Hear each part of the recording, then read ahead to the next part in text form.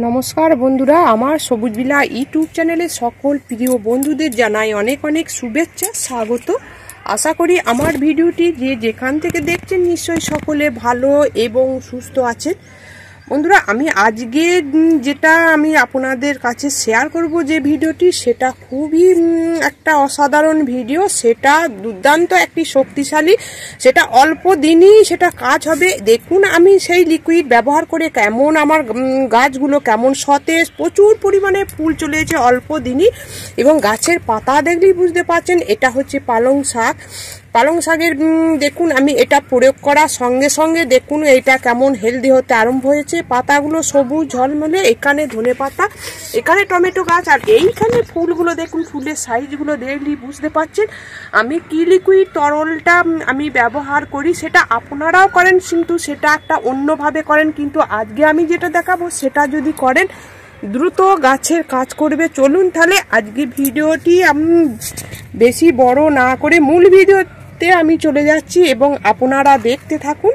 বন্ধুরা, আমরা যে শীতের যেটা আমাদের স্পেশাল গাছের খাবার হচ্ছে এই সরিষার খোল, কিন্তু এই খোলটা যদি আমরা অন্যভাবে দিই তাহলে সেটা আরো দ্রুত কাজ হবে এবং প্রচুর পরিমাণে ফুলও চলে আসবে। দেখুন এই সরিষার খোলটা তো আমরা কি করি, এই রকম সর্ষে থেকে একটু মেশিনে পেস্ট করে লিকুইড যে তেলটা আমরা সেটা বার করে নিয়ে এই খোলটা বেরোয়, কিন্তু দ্রুত যেটা কাজ হবে বন্ধুরা, সেটা আমি আজকেই সেই ভিডিওটি আপনাদের কাছে শেয়ার করব। সেটা আমি যেহেতু এই জিনিস কটা আমাদের রান্নাঘরেই থাকে, যদি বেশি পরিমাণে থাকে আমি তখন এটা ব্যবহার করি। দেখুন বন্ধুরা, এটা হচ্ছে সরিষা, দেখুন এটা গোটা সরিষা, হলুদ সরিষাটা, এটা হচ্ছে কালো সরিষা, আর এটা হচ্ছে বাদাম। এই বাদাম যদি থাকে কোনো কারণে দেখবেন বন্ধুরা, এই বাদাম তো আমাদের অনেক আনার ফলে কি হয়, ব্যবহার ঠিক মতো হয় না, এইরকম নষ্ট হয়ে যায়, তাই এই বাদাম ফেলবেন না। আর এই সরিষা তো আমাদের রান্নার কাজে লাগে, কালো সরিষা। এই সরিষা আমরা কি করি বন্ধুরা, এই যে সরিষাটা, হলুদ সরিষাটা যখন পেস্ট করি তার কিন্তু পুষ্টিগুণগুলো কিন্তু বেশিরভাগ তেলের মাধ্যমেই বেরিয়ে যায়, কিন্তু এই সরিষার মধ্যে অতটা পুষ্টিগুণ থাকে না। আমরা যদি সরাসরি এই তিনটে একসঙ্গে পেস্ট করে নিয়ে এইরকম লিকুইড তরল যদি আমরা তৈরি করতে পারি তাহলে দুর্দান্ত তো একটা কাজ হবে। এটা দুর্দান্ত শক্তিশালী, কারণ এর মধ্যে সমস্ত তেলটাই থেকে যাচ্ছে, যেটা গাছের জন্য, আমাদের বাগানে গাছের জন্য খুবই উপকারী। তার জন্য কি নিতে হবে বন্ধুরা, এইখানে 100 গ্রাম এই নেবেন হলুদ সর্ষে, 100 গ্রাম কালো সর্ষে, আর 100 গ্রাম নেবেন এইরকম বাদাম। এই কটাকে আপনারা কমপক্ষে 10 থেকে 12 ঘন্টা এইরকম ভিজিয়ে রেখে আপনারা ব্লেন্ডারে পেস্ট করে নেবেন। পেস্ট করে নেওয়ার পর আপনারা এই লিকুইডটাতে কমপক্ষে 2 থেকে 3 লিটার এই পেস্টটা আপনারা এটাকে ভিজুতে দেবেন। 3 থেকে 4 লিটার জল নেবেন, তার সঙ্গে একটু গুড় দেবেন, 1 চামচের মতন গুড় দেবেন। কিন্তু বন্ধুরা, আমরা যেটা করি এই সরিষার খোলটা আমরা 3-4 দিন পচিয়ে সেটা গাছে ব্যবহার করি, কিন্তু এটা কিন্তু দেয়া যাবে না। এটা কমপক্ষে আপনাদের 10 থেকে 12 দিন এটা এইভাবে পচাতে হবে। পচিয়ে আপনারা এই লিকুইড তরলটা কমপক্ষে 7 থেকে 8 লিটার, যা জল নিয়েছেন কমপক্ষে 7 থেকে 8 লিটার জল নিয়ে আপনারা প্রতিটি গাছে 100 থেকে 150 ml করে আপনারা প্রয়োগ করবেন, দেখবেন দ্রুত কাজ হবে। চলুন আজকে এই লিকুইডটা আমি গাছে প্রয়োগ করব, আপনারা অবশ্যই এটা করবেন।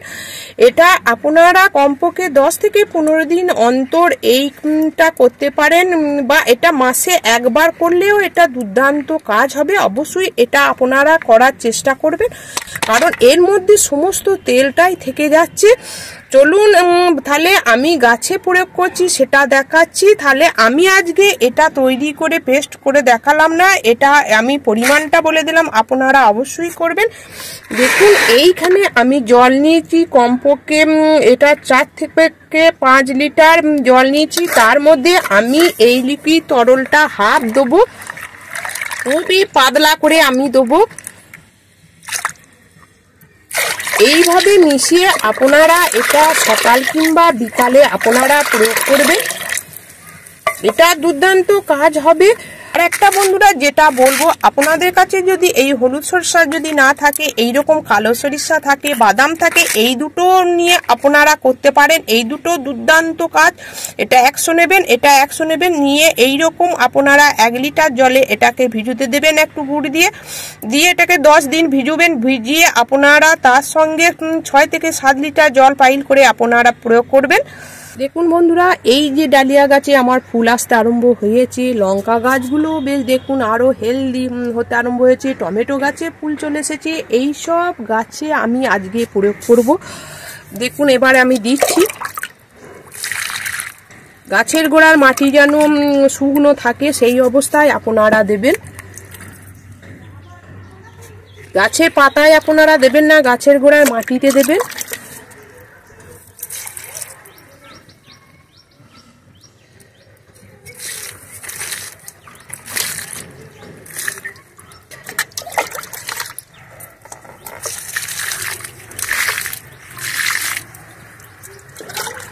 এই ছিল বন্ধুরা আমার মূল ভিডিও। সেটা যদি আপনাদের অনেকটা ভালো লেগে থাকে তাহলে প্রচুর লাইক করবেন, কমেন্ট করবেন এবং সাবস্ক্রাইব করবেন।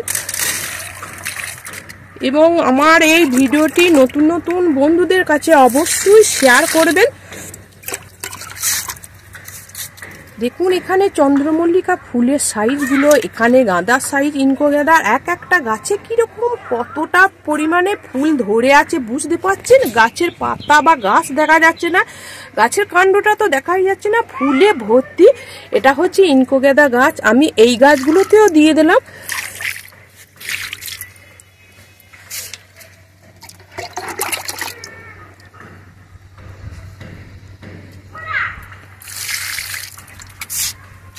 আপনারা ছাদে প্রচুর গাছ বসান, অন্য বন্ধুদেরও গাছ বসাতে উৎসাহিত করুন। আপনারা ভালো থাকুন, সুস্থ থাকুন। ধন্যবাদ।